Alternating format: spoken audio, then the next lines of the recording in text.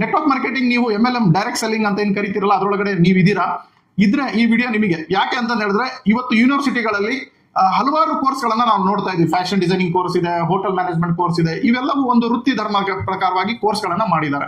ಇವತ್ತು ಒಂದು ಅತಿ ವೇಗವಾಗಿ ಬೆಳೀತಿರುವಂತಹ ವೃತ್ತಿ ಯಾವುದು ಅಂತ ಹೇಳಿದ್ರೆ ಡೈರೆಕ್ಟ್ ಸೆಲ್ಲಿಂಗ್, ನೆಟ್ವರ್ಕ್ ಮಾರ್ಕೆಟಿಂಗ್ ಅಥವಾ MLM ಮಲ್ಟಿ ಲೆವೆಲ್ ಮಾರ್ಕೆಟಿಂಗ್ ಒಂದು ಪ್ರೊಫೆಷನಲ್ ಆಗಿ ಬೆಳೀತಾ ಇದೆ. ಇದರಲ್ಲಿ ಮೋಸ ಮಾಡೋ ಕಂಪನಿಗಳು ಇದ್ದಾರೆ, ನಿಯತ್ತಾಗಿರೋ ಕಂಪನಿಗಳು ಇದ್ದಾರೆ.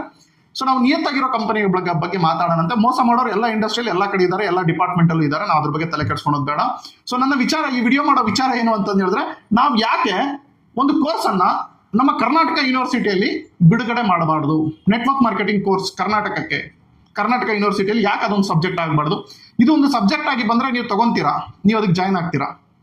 ನನಗೆ ಕಮೆಂಟ್ಸ್ ಅಲ್ಲಿ ತಿಳಿಸಿ, ಎಸ್ ಆರ್ ನೋ ಅಂತ ತಿಳಿಸಿ.